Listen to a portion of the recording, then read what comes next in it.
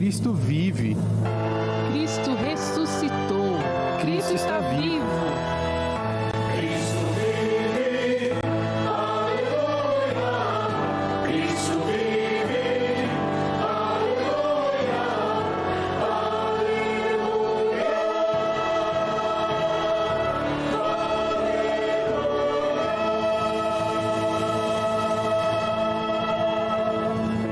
Dos mortos ressuscitou, não morrerá. Dos mortos ressuscitou, não morrerá.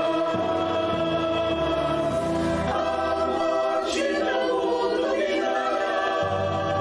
A morte não o dominará. Pois quando ao morrer foi para o pecado. Pois quando ao morrer foi para o pecado. Mas quando a viver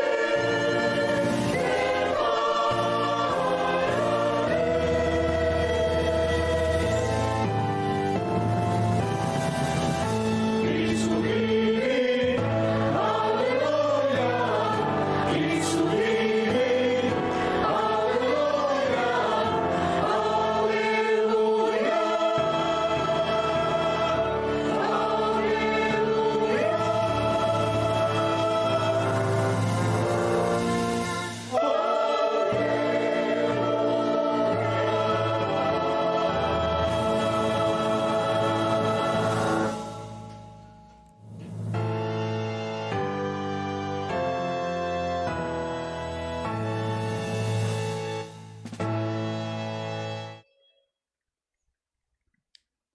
Ó morte, onde está, ó morte, a sua vitória?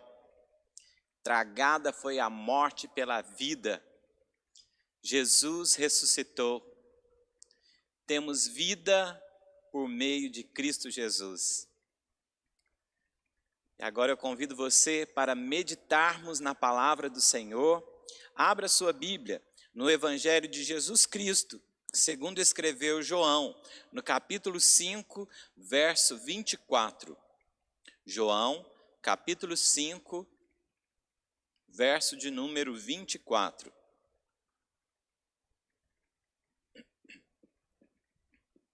Assim nos diz a palavra do Senhor. Em verdade vos digo, quem ouve a minha palavra e crê naquele que me enviou, tem a vida eterna. Não entra em juízo, mas passou da morte para a vida. Mas passou da morte para a vida. Neste texto, nesta passagem, Jesus está explicando aos seus discípulos a sua missão, o que ele veio fazer. Jesus é o Cordeiro de Deus que tira o pecado do mundo. E ele veio para dar vida àquele que crê. Nós estamos mortos em nossos delitos e pecados, mas ele veio para trazer a vida eterna, a vida em abundância. E agora nós podemos passar também da morte para a vida. Este é o domingo de Páscoa, onde nós nos lembramos da libertação. O povo de Deus estava escravizado no Egito, sofria opressão, Faraó o oprimia. Deus então ouviu o clamor do seu povo e planejou libertá-lo do Egito. Deus então levantou Moisés e através da sarça ardente, de um pequeno arbusto que ardia em chama, mas que não se consumia, Deus falou com Moisés e o chamou para aquela missão. Moisés foi ao Faraó dizendo: Deus quer que o seu povo seja livre. O povo de Israel estava no Egito e se tornou escravo de Faraó. Mas Deus queria que o seu povo fosse liberto. Porém, o coração de Faraó era um coração duro e ele não permitiu. Assim o Senhor enviou 10 pragas sobre o Egito.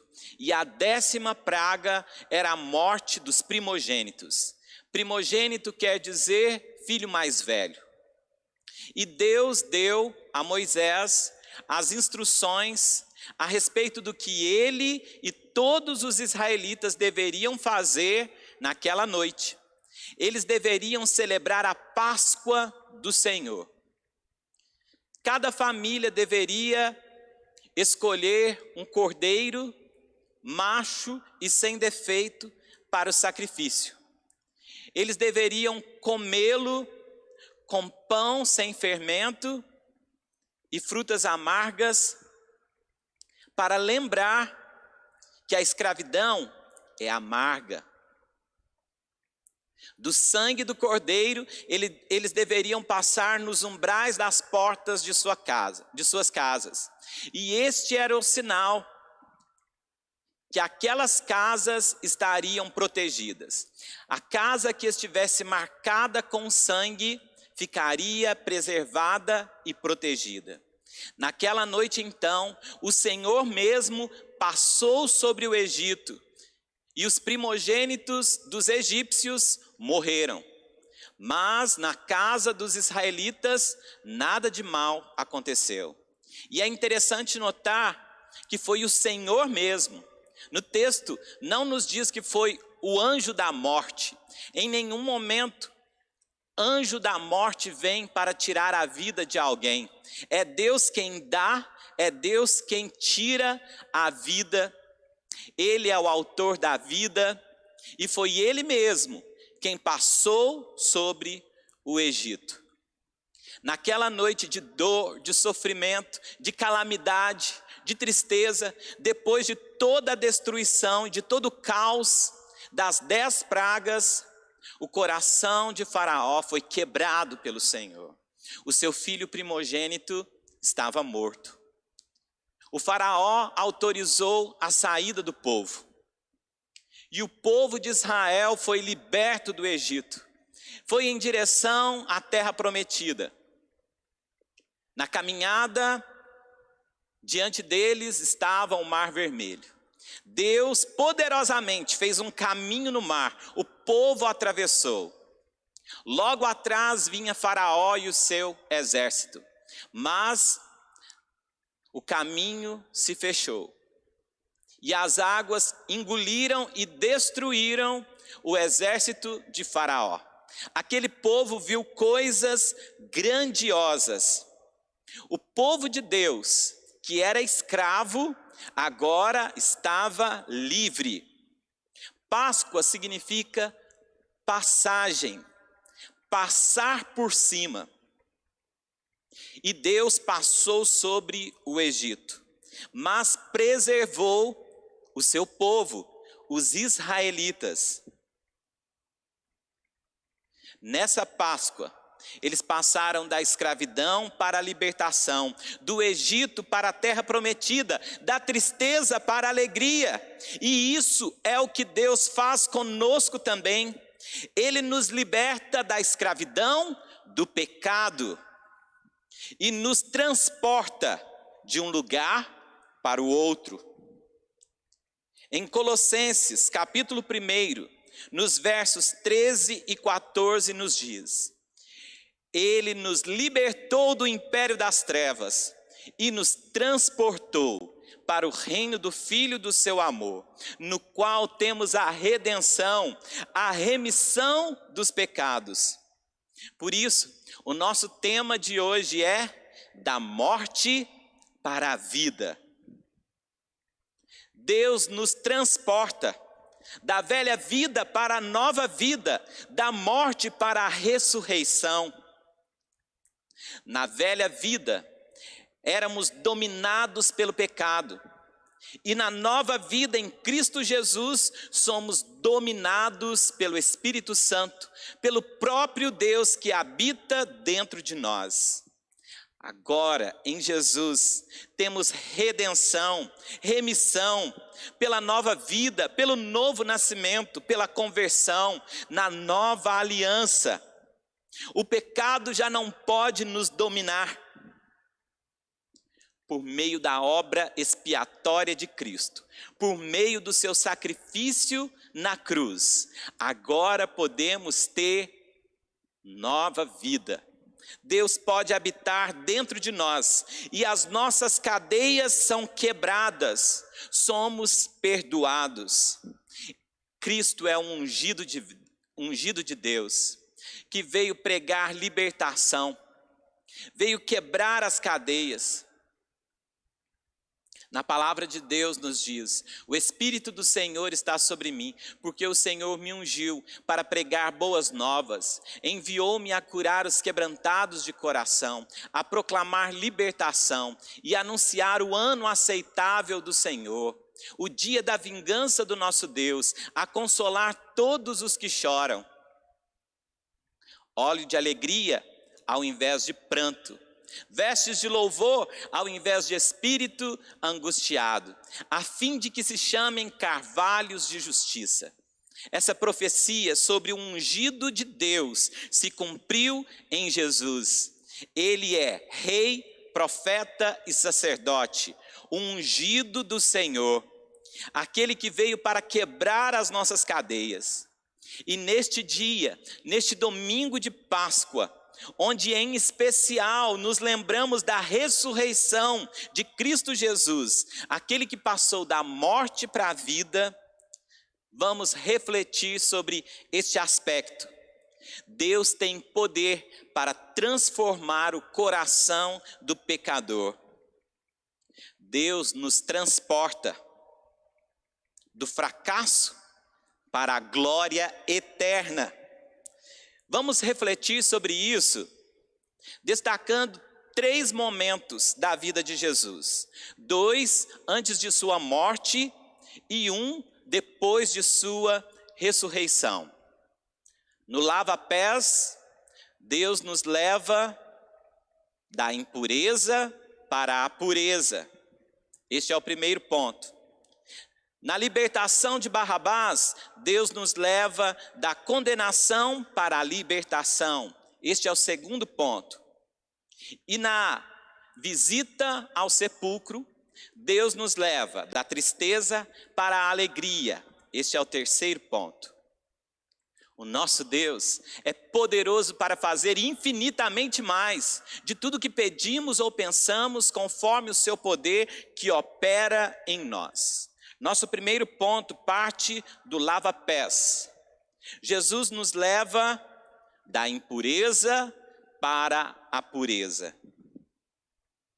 Em João, capítulo 13, do verso 1 a 20, do verso 1 ao 20, nos fala sobre o lava-pés e a lição de humildade que Jesus dá aos seus discípulos.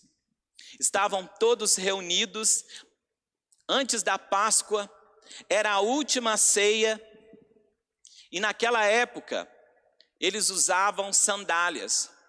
As ruas eram empoeiradas, chegavam em casa com os pés sujos. E era preciso que um servo viesse com água e lavasse os seus pés. Mas naquela noite não havia nenhum servo ali para fazer isso. E Jesus então se levanta, toma uma bacia de água, pega uma toalha e passa a lavar os pés dos seus discípulos. E ele dá aos discípulos uma lição de humildade. Em João capítulo 13, versos 14 e 15 nos diz: ora, se eu, sendo o Senhor e Mestre, vos lavei os pés, também vós deveis lavar os pés uns dos outros, porque eu vos dei o exemplo, para que, como eu vos fiz, façais vós também.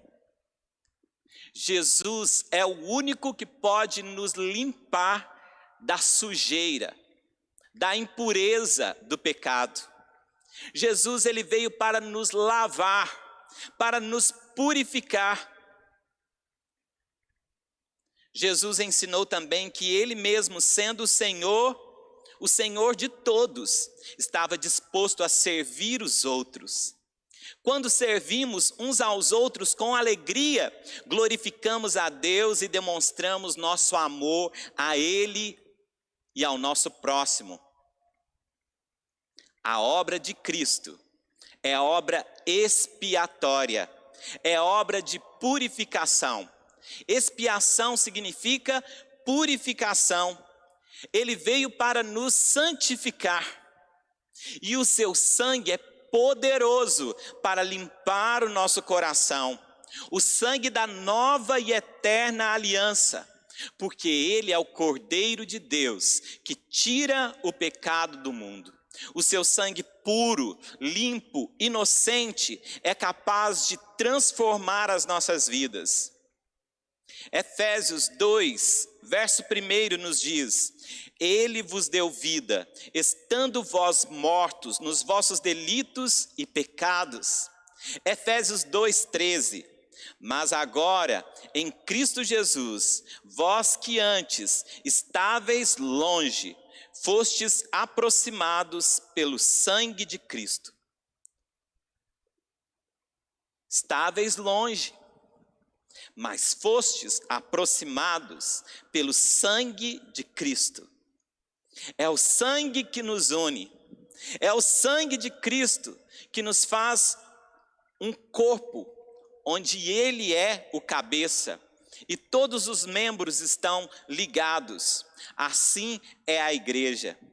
Hebreus 9, de 11 a 15 nos diz: Quando, porém, veio Cristo como sumo sacerdote dos bens já realizados, mediante o maior e mais perfeito tabernáculo, não feito por mãos, quer dizer, não desta criação, não por meio de sangue de bodes e de bezerros, mas pelo seu próprio sangue, entrou no Santo dos Santos, uma vez por todas, tendo obtido eterna redenção.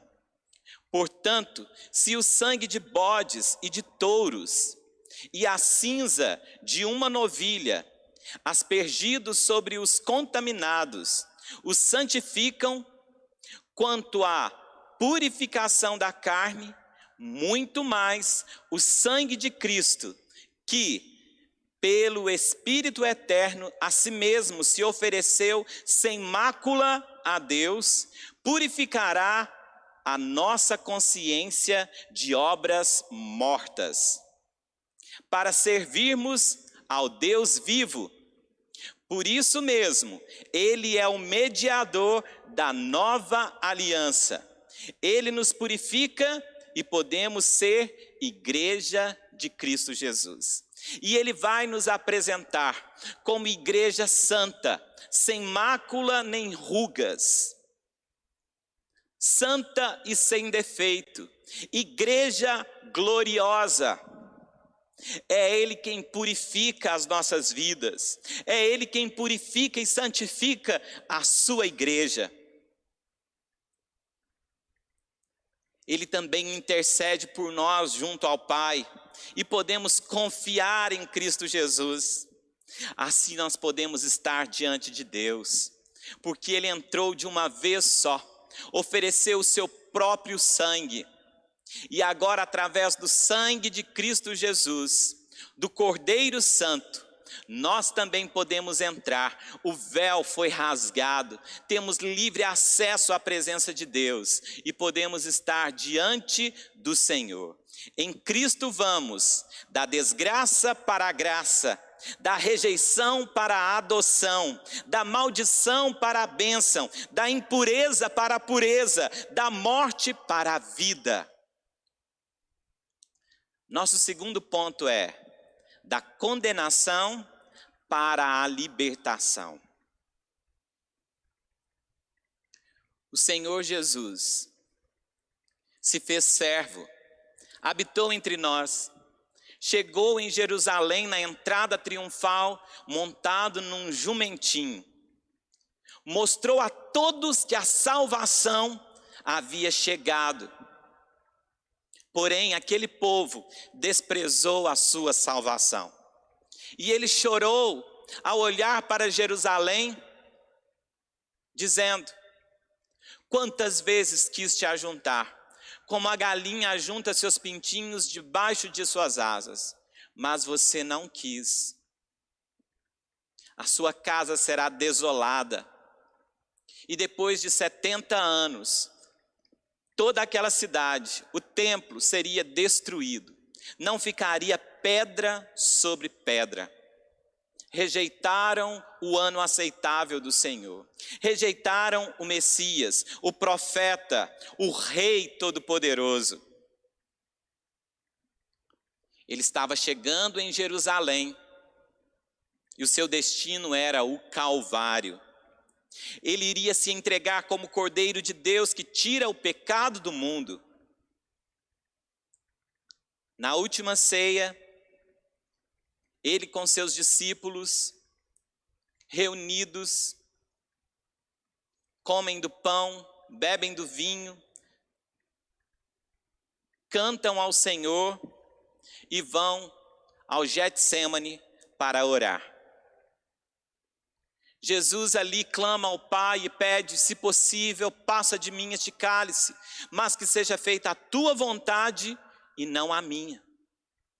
Os soldados chegaram e o levaram como prisioneiro. Lhe deram pancadas, vendaram seus olhos. Ele foi levado para ser julgado no Sinédrio, a corte superior dos judeus. Aquela corte era formada por sacerdotes, líderes religiosos. Era como um supremo tribunal. Ali eram julgados os casos contra a religião judaica. E ali, naquele tribunal, Jesus estava perante aqueles que queriam tirar a sua vida. Alguns não eram de acordo, mas a grande maioria queria tirar a vida de Jesus. Depois disso, ele é levado a Pilatos. Pilatos era o governador encarregado por Roma em Jerusalém. E ele aproveita a Páscoa, onde os judeus tinham o costume de soltar um prisioneiro. Assim ele apresenta à multidão Barrabás e Jesus. Quem era Barrabás? Era um famoso prisioneiro, assassino e ladrão. A multidão então gritou, pedindo pela libertação de Barrabás e a crucificação de Jesus. Eles disseram: crucifica-o. Pilatos então lavou as suas mãos. Jesus foi açoitado e escarnecido.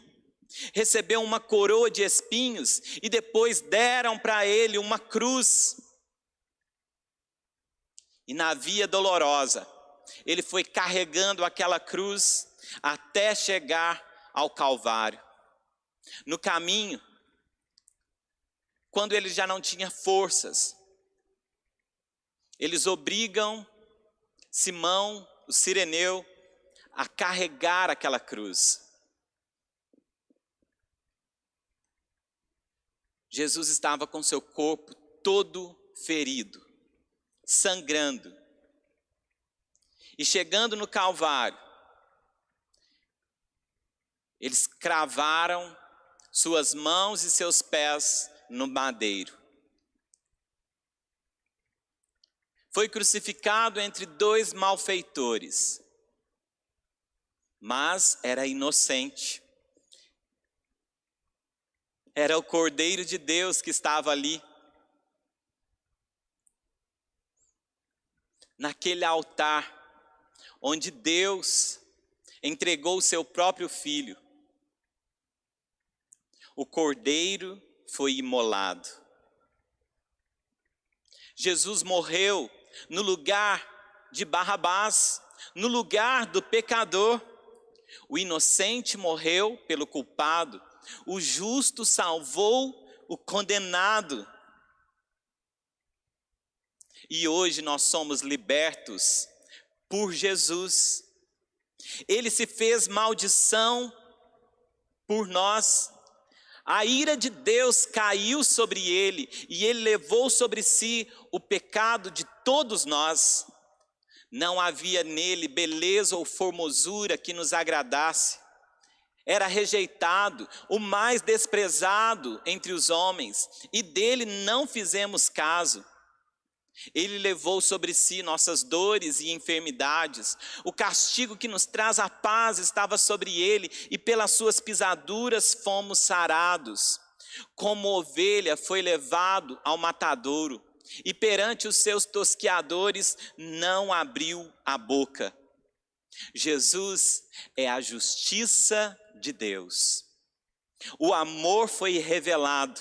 O Pai entregou seu único filho para salvar o pecador. E nós somos como Barrabás, somos pecadores.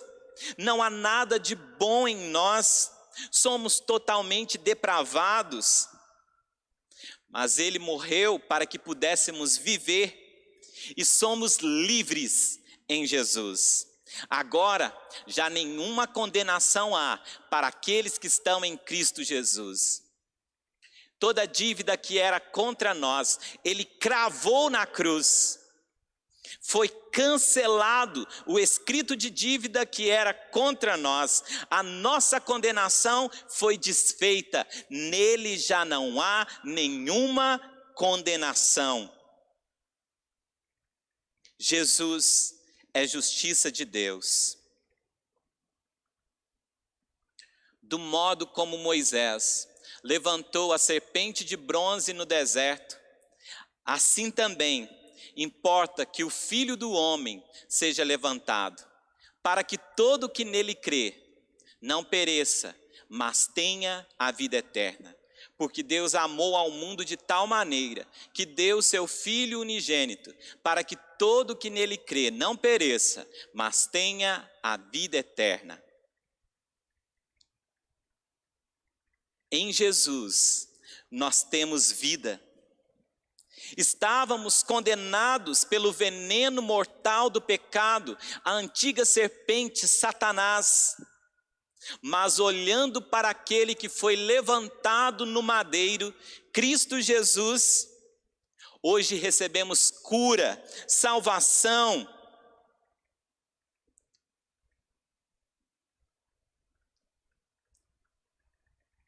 Tudo está consumado. Basta crermos. Por isso ele diz, aquele que crê. Quem confessar com seus lábios que Jesus é o Senhor e crer em seu coração que Deus o ressuscitou entre os mortos, este será salvo. Hoje precisamos crer em suas palavras. O nosso coração vacila, o nosso coração muitas vezes não acredita, não tem fé, mas nós precisamos crer em suas palavras. E hoje, justificados, pois mediante a fé, temos paz com Deus. Éramos inimigos, agora somos amigos. Deus nos leva da doença para a cura, da condenação para a justificação, da escravidão para a libertação, da guerra para a paz, da morte para a vida. E o nosso terceiro e último ponto é da tristeza para a alegria. Jesus morreu na sexta-feira de Páscoa. Em dor e sofrimento bradou, está consumado. A terra tremeu, o céu escureceu, houve trevas sobre a terra, o véu do templo se rasgou. Era como se o universo estivesse bradando: vocês mataram o Filho de Deus. Depois de sua morte, mais uma profecia se cumpriu. Jesus, em sua morte,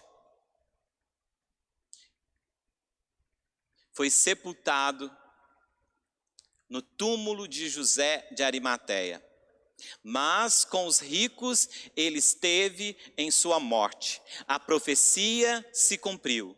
Jesus foi sepultado no túmulo de um homem rico, José de Arimateia, que era também do Sinédrio, que não era de acordo com a morte de Jesus, mas depois da morte do Cristo, porque a maioria queria a morte de Jesus, ele pede a Pilatos o corpo de Jesus.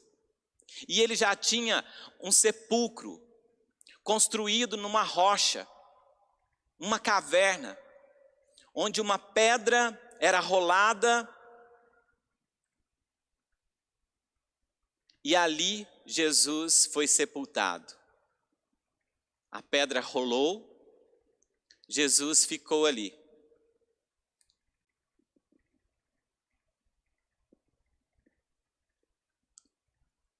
No domingo de manhã, alta madrugada, as mulheres foram ao sepulcro, levando os seus aromas.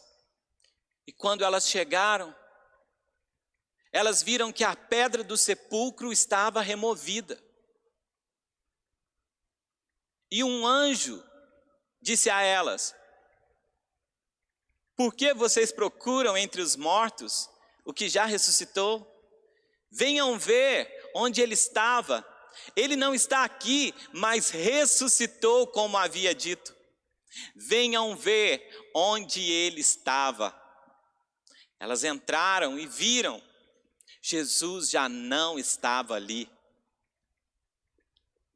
O sepulcro foi deixado. A pedra foi removida.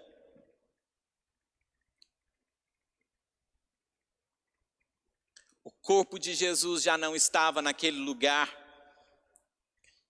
Em João, capítulo 20, dos versos 11 a 18, Maria Madalena estava ali, chorando. O anjo já tinha dito a ela que Jesus havia ressuscitado, mas ela continuou chorando. Chega então um homem e pergunta a ela: mulher, por que você está chorando? Ela achava que aquele homem era um jardineiro. Mas quando ele chamou pelo seu nome, ela reconheceu sua voz e disse: Rabone, que quer dizer mestre. Naquele momento, a tristeza foi embora e a alegria da ressurreição inundou o seu coração, e ela percebeu que estava diante de Jesus, vivo, ressuscitado, se levantou dos mortos, o Cristo vivo. Imediatamente, ela foi dizer aos discípulos que ele havia ressuscitado. E em nossas dores, em nossas tristezas, no nosso dia a dia, muitas vezes nós estamos como Maria. Já sabemos que Cristo ressuscitou, mas continuamos chorando. Continuamos pensando estar sozinhos. Não reconhecemos que o Senhor está bem perto. Perto está o Senhor dos que têm coração quebrantado e contrito. Ele sara o nosso coração. Ele estava mais próximo do que ela poderia imaginar. As suas palavras trazem esperança ao nosso coração aflito. E Jesus disse em João 11, 25 e 26, eu sou a ressurreição e a vida. Quem crer em mim, ainda que morra, viverá. E todo que vive e crê em mim, não morrerá eternamente. Crês isto? Assim como Maria, nós devemos enxugar as nossas lágrimas. E nós estamos vivendo em tempos de muitas lágrimas, de lamentação. Mas nós devemos lembrar que Cristo está vivo, Ele ressuscitou, a nossa esperança é Jesus.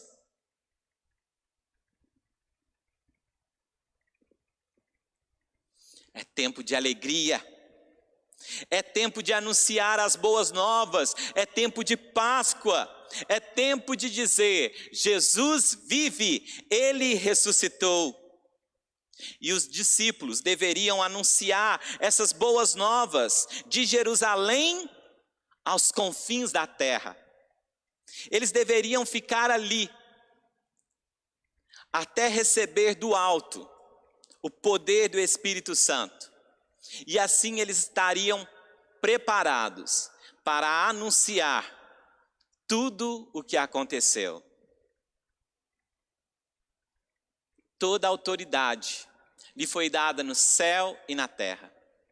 Ide, portanto, fazei discípulos de todas as nações, batizando-os em nome do Pai, do Filho e do Espírito Santo, ensinando-os a guardar todas as coisas que vos tenho ordenado. E eis que estou convosco todos os dias, até a consumação do século. Jesus foi do sepulcro para o céu, da cruz para o trono celestial, de baixo para cima, da humilhação para a exaltação. E hoje está à direita de Deus Pai. Ele nos enviou o Consolador, o Espírito Santo, nos fez casa de Deus e hoje Ele habita dentro de nós. Somos igreja de Cristo Jesus. E dizemos então, Maranata, ora vem Senhor. Hosana, bendito é o que vem em nome do Senhor. Aguardamos a sua segunda vinda. Não com o coração falso e frio como aquele povo em Jerusalém, mas com a certeza de que Ele virá sim, e que Ele é o Rei Todo-Poderoso, e que não há outro, e que diante dEle todo joelho se dobrará no céu, na terra e debaixo da terra. Deus nos leva da tempestade para a bonança, da mentira para a verdade, do inferno para o céu, da derrota para o triunfo, da frustração para a satisfação, do choro para o riso, da noite para o dia, de baixo para cima, da escuridão para a luz, do túmulo para a glória, da desonra para a honra, da morte para a vida. Concluindo, assim como Cristo passou da morte para a vida, hoje aquele que crê também passa da morte para a vida. Creia em Cristo, nas suas palavras, nos seus ensinamentos e seja obediente como Ele. Tenha em seu coração o mesmo sentimento que Ele teve, de se humilhar, de ser obediente ao Pai. Ele que foi obediente até a morte e morte de cruz. E hoje nós vamos lembrar de sua morte, até que Ele venha. Celebrando a ceia do Senhor, nós celebramos a nova aliança em Cristo Jesus, a vida eterna. O pão nos lembra o seu corpo rasgado e moído. O vinho nos lembra o seu sangue inocente e puro vertido por nós. sangue da nova e eterna aliança. Mas nós ainda temos uma cruz para carregar. Então disse Jesus a seus discípulos: se alguém quer vir após mim, a si mesmo se negue, tome a sua cruz e siga-me. Porquanto quem quiser salvar a sua vida, perdê-la-á, e quem perder a vida por minha causa, achá-la-á. Mateus 6, 24 a 25. Não devemos nos esquecer, Cristo já venceu, nos fez mais que vencedores, mas ainda vamos ter uma caminhada onde devemos levar a nossa cruz. E o próprio Cristo disse: neste mundo vocês terão aflições, mas tende bom ânimo.